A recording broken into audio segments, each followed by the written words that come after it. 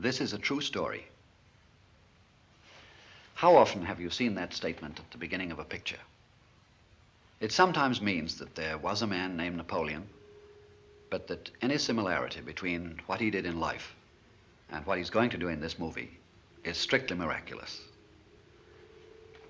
Well, this is a true story about a sweet, rather baffled young housewife who in 1951, in her hometown in Georgia, suddenly frightened her husband by behaving very unlike herself. Well, there's nothing unique in that. We all have moods. We all have a secret yen to behave like somebody we particularly admire.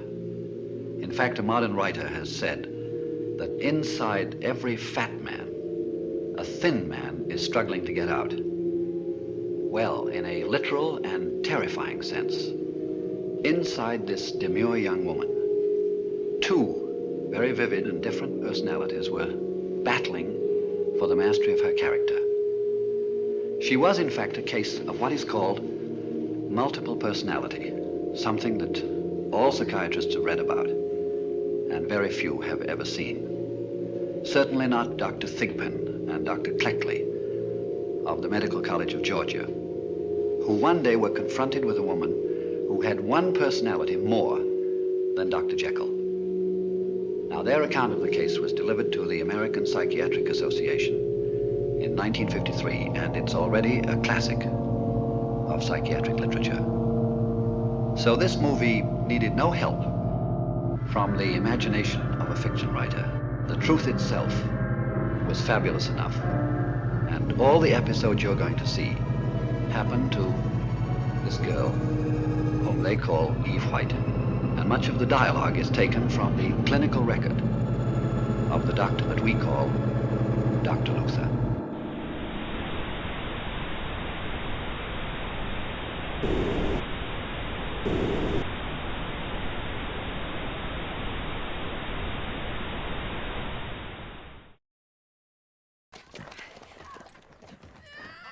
I felt it against my back. Something slimy,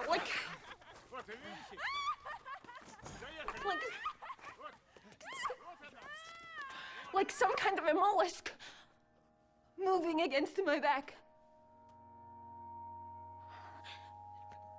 But when I turned around, there was nothing there. Dans le cinéma introspectif et le cinéma d'horreur, les troubles liés à la psychologie ont fait l'objet de nombreux fantasmes et d'imaginations. Il est indéniable que, parmi les troubles psychologiques, le trouble dissociatif de l'identité, les transitions entre celle-ci et les moments de perte de contrôle deviennent des éléments de développement narratif à travers la personne, ou plutôt les personnes. Ce trouble psychologique complexe, caractérisé par la présence de multiples identités distinctes au sein d'une même personne, créée par elle-même, volontairement ou non, a trouvé sa place dans l'imaginaire collectif à travers les arts. La fascination provient de l'angoisse et de l'obsession qu'exprime la psychiatrie envers les personnes souffrant de cette division de l'identité. L'idée de la perte de perception, de contrôle de soi et tout l'imaginaire bien établi par des siècles d'études en psychologie ont donné au cinéma une image inquiétante du trouble. L'horreur a nourri cette peur de la perte de contrôle de soi. Les personnages considérés comme ayant un trouble dissociatif de l'identité ont souvent pris le statut de menace imprévisible et puissante, avec des patients cédant à leurs instincts les plus bas et des manipulateurs fanatiques du contrôle. Les spectateurs habitués à ce genre sont fascinés par ces récits qui défient la réalité et remettent en question la nature même de l'identité humaine. Cette vision de la psychologie, qui est en décalage avec la réalité des personnes vivant avec ce diagnostic médical, tend à mettre en avant des stéréotypes qui alimentent l'imaginaire des personnes éloignées de ce milieu. L'exagération des aspects sensationnels du trouble, en mettant l'accent sur des changements rapides de personnalité, les moments de perte de contrôle et la violence, peut renforcer des idées fausses et préjudiciables sur cette condition, contribuant ainsi à la marginalisation des personnes.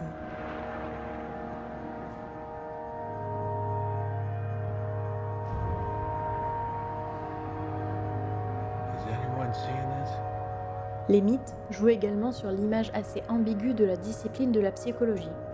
Bien qu'elle puisse donner une image assez avantageuse en tant que voix de la raison, le cinéma, en particulier dans les grandes productions audiovisuelles, attribue à cette discipline scientifique un statut et une aura qui dépassent son domaine. Cela crée à la fois une image extravagante et invraisemblable. La relation entre la psychologie et le cinéma a toujours été conflictuelle et fut paradoxalement très proche. Beaucoup de cinéastes se sont intéressés à la discipline et beaucoup d'auteurs ont été très influencés, voire se revendiquent pleinement de certaines approches théoriques. À une époque de l'hégémonie de la psychanalyse, de nombreux grands cinéastes se sont intéressés aux théories conçues par le neurologue autrichien. Alfred Hitchcock a majoritairement traité ses personnages dans l'exploration des troubles psychologiques, mais également des désirs et de la sexualité inavouée. Au fur et à mesure que la psychologie en tant que discipline scientifique se développait, le cinéma a commencé à explorer des aspects plus complexes de la psyché humaine. Les cinéastes tels que Ingmar Bergman et Federico Fellini dans les années 1950 et 1960 ont introduit un cinéma introspectif très axé sur l'intériorité de l'individu et sur son rapport à l'autre. Depuis, la discipline et le cinéma ont évolué ensemble. Leur évolution est également due aux accidents et aux polémiques que cette liaison a provoquées. Même lorsque le cinéma a voulu traiter le sujet de manière réaliste et non extravagante, il a été mis à l'épreuve de ses contradictions.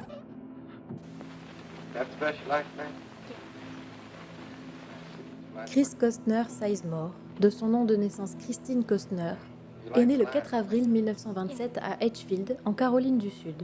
Elle a grandi au sein d'une famille nombreuse du Sud. Dès son plus jeune âge, Chris a commencé à faire face à des expériences traumatiques qui allaient avoir un impact profond sur sa vie future. À l'âge de quelques années seulement, elle a été témoin de la grave blessure de sa mère lors d'un accident de cuisine. Les funérailles d'un bébé cousin étaient particulièrement horribles pour elle et elle se souvenait d'y avoir assisté avec un ami imaginaire, un enfant aux cheveux de flamme et aux yeux brillants. Elle a commencé à développer des symptômes de troubles dissociatifs de l'identité à un jeune âge. Ces différentes personnalités vont se développer au fur et à mesure de ces années. Chris Costner Sizemore déclare aussi que le développement de son trouble a commencé avant même les événements traumatiques de son enfance. Selon son propre récit, ces personnalités coexistaient avec sa personnalité de naissance depuis le début. Elle a décrit ces personnalités alternatives, ou altères, comme des entités distinctes, qui étaient liées à son identité mais qui n'étaient pas elles-mêmes. Avant que son cas ne devienne célèbre, Chris Costner Sizemore a mené une vie relativement discrète. Elle a poursuivi sa scolarité et a grandi avec sa famille. Cependant, les manifestations de son trouble dissociatif de l'identité ont commencé à avoir un impact significatif sur sa vie quotidienne. Ces différentes personnalités émergeaient de manière inattendue et elle faisait face à des troubles de la mémoire et des difficultés à se souvenir de certaines actions qu'elle avait entreprises sous l'influence de ces personnalités alternatives.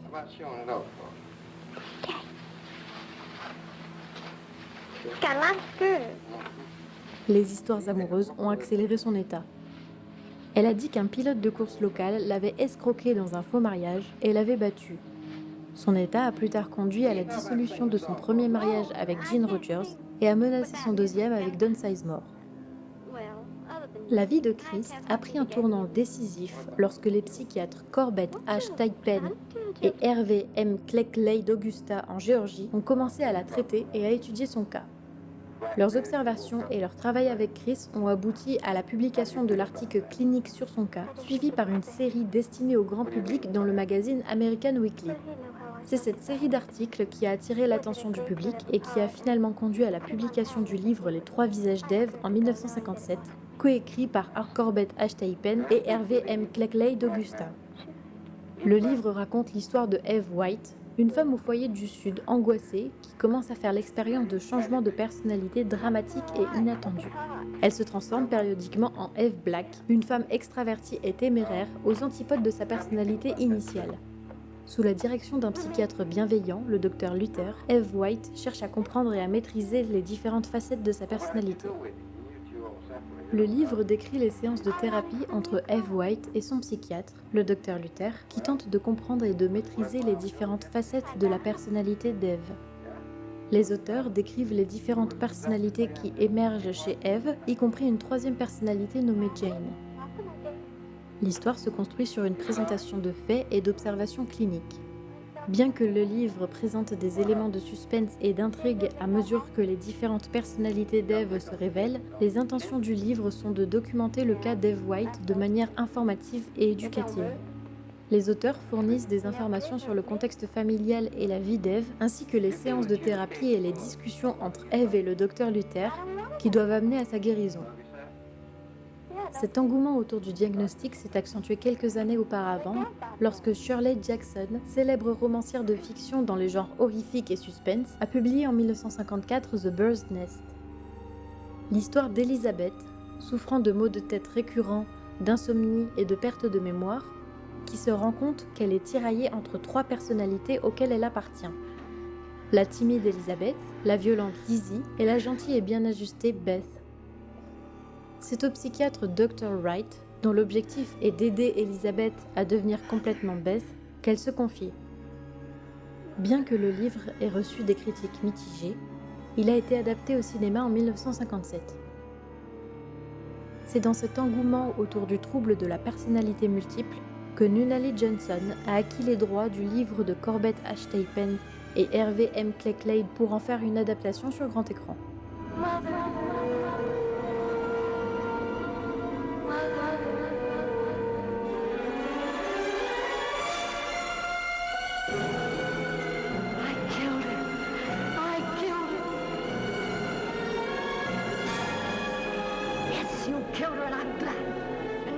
Cet ancien journaliste, devenu scénariste et producteur, est connu pour avoir écrit des grands films de John Ford, comme Je n'ai pas tué Lincoln en 1936 et Les raisins de la colère en 1940. Il a également travaillé à l'écriture des 12 salopards de Robert Aldrich en 1967 et La femme au portrait de Fritz Lang en 1944. Quand il a récupéré les droits du livre, il s'est arrangé pour avoir le contrôle sur le projet, au point d'en écrire le scénario, le produire et d'être le directeur de la mise en scène.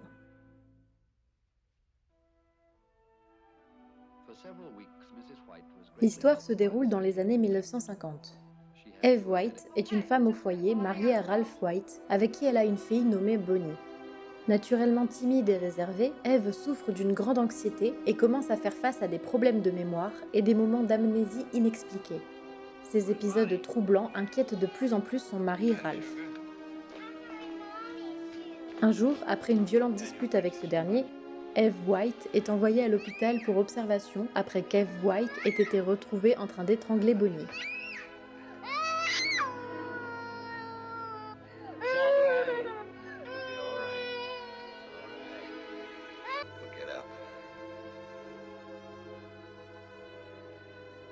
Kill you, you get up.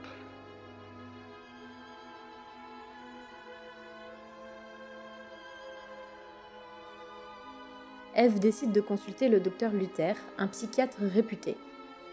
Lors des séances de thérapie, une personnalité totalement différente émerge. Doesn't make any difference. Yes, it does. You just don't want to tell me, but it does.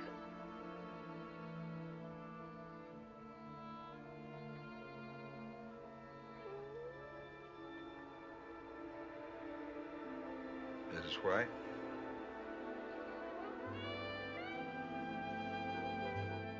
Eve Black. Contrairement à la nature calme et réservée d'Eve White, Eve Black est une femme séductrice, impulsive et provocatrice. Intrigué par cette découverte, le docteur Luther poursuit ses investigations. Le docteur Luther essaye différentes approches thérapeutiques pour tenter de réunir les personnalités en une seule et de résoudre les conflits internes d'Eve. À mesure que la thérapie progresse, une troisième personnalité apparaît, Jane. Elle est la personnalité la plus équilibrée et stable des trois, ce qui la rend mieux adaptée pour gérer la vie quotidienne d'Eve. Lorsqu'Eve White est libérée, son mari Ralph trouve un emploi dans un autre état et la laisse dans une pension, tandis que Bonnie reste avec les parents d'Eve. Lorsque Ralph revient, il lui dit qu'il ne croit pas qu'elle ait plusieurs personnalités et essaie de l'emmener à Jacksonville en Floride avec lui, mais elle sent qu'elle n'est pas assez bien pour partir et, craignant qu'Eve Black essaie de nouveau de faire du mal à Bonnie, refuse d'y aller. Eve Black confronte Ralph dans son motel, où il se rend compte qu'Eve Black est réelle, mais lui permet de le convaincre de l'emmener à Jacksonville. Quand Eve Black sort danser avec un autre homme, Ralph la gifle à son retour et finit par divorcer.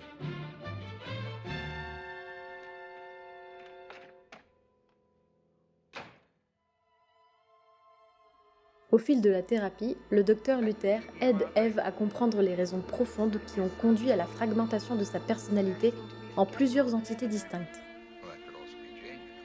Sa grand-mère était morte quand elle avait 6 ans et selon la coutume de sa famille, les parents étaient censés embrasser la personne décédée lors de la visite, ce qui leur faisait plus facilement lâcher prise. Pendant qu'Eve criait, sa mère l'a obligée à embrasser le cadavre. Apparemment, la terreur d'Eve a conduit à la création de différentes personnalités.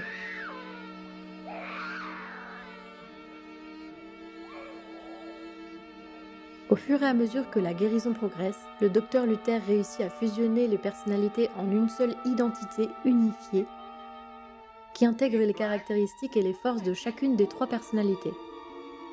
Le film se termine avec Eve et sa famille en train de reconstruire leur vie, conscients de ses troubles passés et des progrès réalisés grâce à la thérapie. Eve retrouve ainsi une personnalité unifiée, une combinaison de ses 3 facettes, prête à avancer vers l'avenir avec une nouvelle compréhension d'elle-même et de son passé.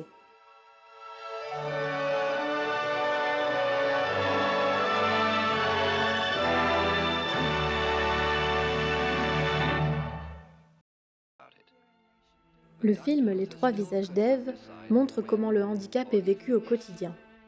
Les différentes personnalités entraînent des comportements imprévisibles et des épisodes d'amnésie, créant ainsi des conflits et des problèmes relationnels. Le film montre que son trouble n'est pas adapté à sa vie. Le choix de suivre une thérapie pour provoquer un changement drastique est l'option privilégiée par le film. Le docteur incarne une vision du monde proche du sage, toujours dans la compréhension et l'écoute. Les autres personnages du film, y compris Ralph, le mari d'Eve, ont du mal à comprendre et à accepter la situation d'Eve, cherchant souvent à minimiser ou à nier la réalité de ses différentes personnalités, et soulignent le besoin d'une meilleure compréhension et empathie envers ceux qui en souffrent, surtout à l'époque des années 1950 où se déroule l'histoire. Eve est confrontée à l'incrédulité et au scepticisme de son entourage, ce qui la rend hésitante à parler ouvertement de sa condition. Les 3 visages d'Eve met en évidence la nécessité de parler de ce sujet et de le faire traiter par des professionnels du milieu médical, selon Nunnally Johnson. Le rôle du docteur Luther, en tant que médecin, est de traiter la maladie en montrant une perspective positive quant à la possibilité de résolution définitive. Les personnes atteintes de ce trouble peuvent cependant apprendre à mieux gérer leurs symptômes, à améliorer leur qualité de vie. Ces éléments sont volontairement ignorés par Nunnally Johnson, afin de mettre en évidence le genre dramatique de l'histoire, concluant ainsi le parcours du personnage sur une fin heureuse plutôt que sur une issue réaliste. The truth is, neither Eve Black nor Mrs. White is a satisfactory solution. Neither of them is really qualified to fill the role of wife, mother, or even a responsible human being. A victory for either would be disastrous. No solution whatever. Hey, you're up. It's up too high.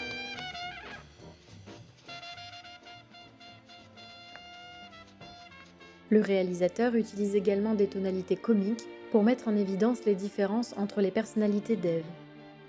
Le spectateur peut ainsi clairement distinguer les comportements distincts de chaque personnalité par rapport au contexte. Cette approche renforce les changements de visage du personnage et accentue ainsi ses transformations.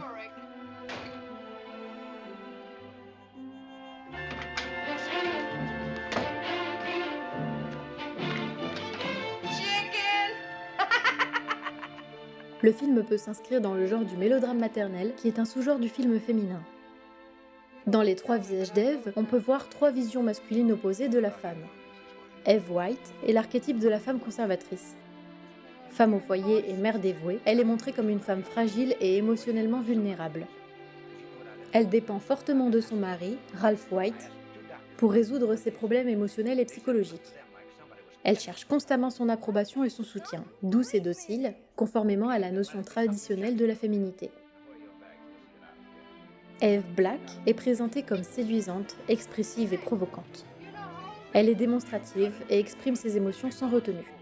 Ses traits de personnalité sont très instables, elle passe rapidement d'une émotion à une autre, montrant une certaine fragilité émotionnelle. Jane agit comme une médiatrice entre les différentes personnalités d'Eve, cherchant à résoudre les conflits internes, ce qui peut être associé au stéréotype de la femme comme étant pacificatrice et conciliatrice.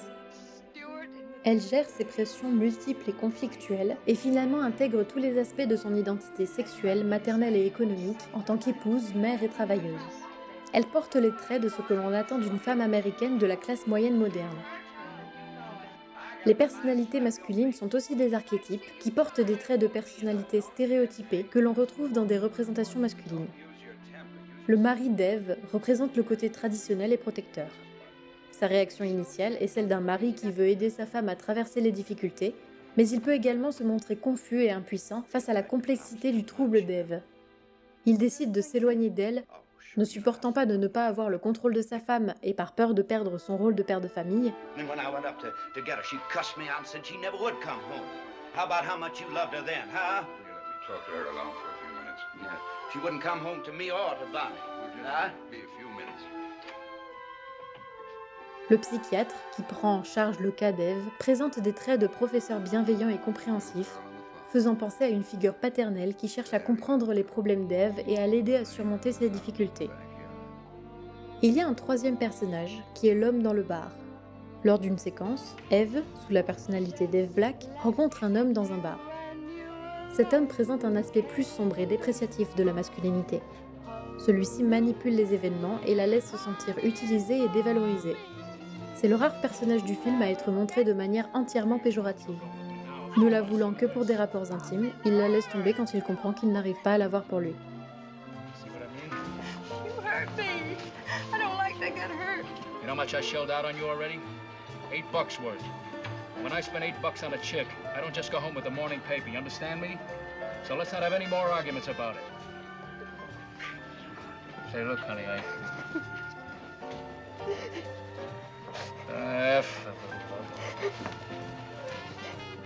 La mise en scène du film Les Trois Visages d'Ève se caractérise par un style détonnant. Le réalisateur Nunnally Johnson adopte un cinéma classique, mettant l'accent sur la narration et les performances des acteurs. La mise en scène est épurée pour laisser les acteurs s'exprimer et poser le contexte, mais ce qui la distingue du réalisme, c'est son éclairage très contrasté. Les scènes sombres et les jeux d'ombre et de lumière, la photographie en noir et blanc renforce l'aspect psychologique du film en mettant l'accent sur les émotions des acteurs plutôt que sur les couleurs. Le directeur de la photographie, Stanley Cortez, avait travaillé sur La Nuit du chasseur de Charles Laughton. On y retrouvait également une lumière contrastée et un noir et blanc prononcé, ce qui ici souligne l'isolement d'Ève en la mettant dans une situation de solitude et de repli sur soi. Dans les phases d'introspection, la mise en scène se laisse aller et permet une exploration psychologique d'Ève. Le développement du personnage d'Ève est en partie défini par sa capacité à faire face à ses démons intérieurs et à intégrer harmonieusement ses différentes identités. Le film, bien que présentant un point de vue extérieur à Ève, suit son parcours tout au long du récit.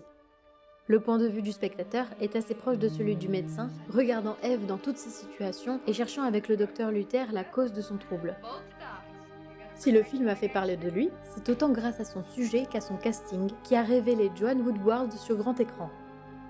Cette actrice a fait sa première apparition à la télévision dans les années 50. Elle avait déjà joué dans certains films, mais c'est son interprétation d'Ève qui a propulsé sa carrière. Elle a réussi à dépeindre une femme avec 3 personnalités distinctes. Woodward a donné à chacune de ses personnalités ses propres voix et gestes uniques. Elle a maîtrisé les changements rapides entre les différentes identités d'Ève avec une fluidité et une cohérence qui ont impressionné les spectateurs et les critiques. Pour son travail sur le film, Woodward a remporté l'Oscar de la meilleure actrice. Les 3 visages d'Ève lui ont permis de rencontrer l'acteur et réalisateur Paul Newman, avec qui elle s'est mariée en 1958. Leur relation a été médiatisée pendant très longtemps par la presse people. La relation entre les 2 personnages correspond au rapport médecin-patient, conformément aux conventions de l'époque en ce qui pouvait être montré sur grand écran. Le médecin était considéré comme le remède au problème, et le patient devait l'aider dans son processus de guérison.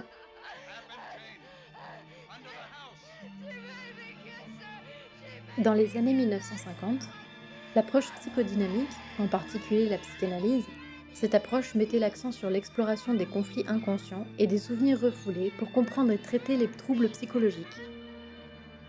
Le film Les 3 visages d'Ève reflète cette approche psychodynamique où le psychiatre cherche à explorer les racines profondes du trouble de la personnalité d'Eve à travers des séances d'hypnose et de psychanalyse.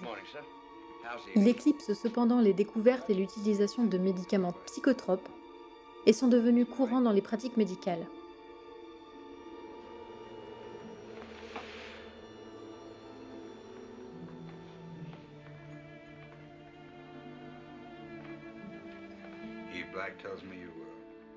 À cette époque, le mouvement des droits des patients a émergé, mettant l'accent sur l'autonomie et les droits des patients dans leur traitement.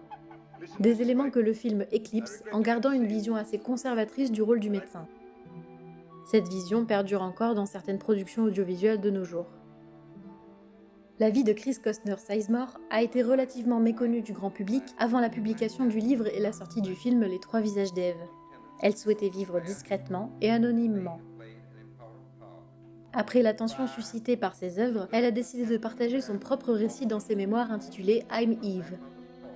Elle a écrit ses mémoires avec sa cousine Elaine Sen-Pitillo pour corriger certaines inexactitudes présentées dans le film et le livre et offrir une perspective plus précise sur son expérience avec le trouble dissociatif de l'identité. Dans ses mémoires, Chris Costner Sizemore a insisté sur le fait que le film Les Trois Visages d'Eve ne décrivait pas fidèlement sa vie réelle. Elle a critiqué le portrait que son thérapeute, le Dr Corbett Taipen, a fait d'elle, le qualifiant de purement commercial. Elle n'avait pas le droit de révéler son identité comme étant la Eve originelle à l'époque, car cela ne lui était pas permis, et elle a été considérée comme folle de croire qu'elle était Eve. En 1988, Chris Costner Sizemore a intenté une action en justice contre la 20th Century Fox pour contester les droits qu'il prétendait détenir sur sa vie, et a réussi à faire annuler le contrat qui lui avait été imposé en 1957. Cette bataille juridique a mis en valeur l'exploitation dont elle avait été victime et a révélé le comportement de la Fox envers elle. Outre I'm Eve, Chris Costner Sizemore a écrit d'autres mémoires, dont The Final Face of Eve, coécrit en 1958 avec James Pauling, et A Mind of My Own en 1989. Malgré les difficultés qu'elle a rencontrées, elle a donné de nombreuses conférences sur la maladie et l'intégration de personnes atteintes de troubles psychologiques dans la société. La vie de Chris Costner Sizemore a été marquée par une exploration médiatique, tout en soulevant des questions sur la représentation et l'exploitation des troubles psychologiques dans le cinéma et la littérature. I'm gonna come out and I'm gonna stay out. Were you ever on Whose hands are Sybil and Peggy afraid of? No, not exactly on the stage, but I sung in nightclubs, a lot of them. Vicky, did your mother ever hit you? They're crazy about me at the Big Apple. Every time I go in there, they ask me to stand up and sing. Don't you dare That's really tell. rude to do it, Next though. worst thing to being a fibber's being a talebearer. You tell and I'll fix it so you ain't got nothing to tell with. Who are the others, Vicky? Are there more besides you and Sybil and Peggy? Vicky? I hear you. Are you seeing them now? Yes. I don't want to, but I can. It was so nice a moment ago when they weren't here. I need to know what you're seeing, sweetie. If I don't know who you all are and what you want, I can't help you as easily as I'd like.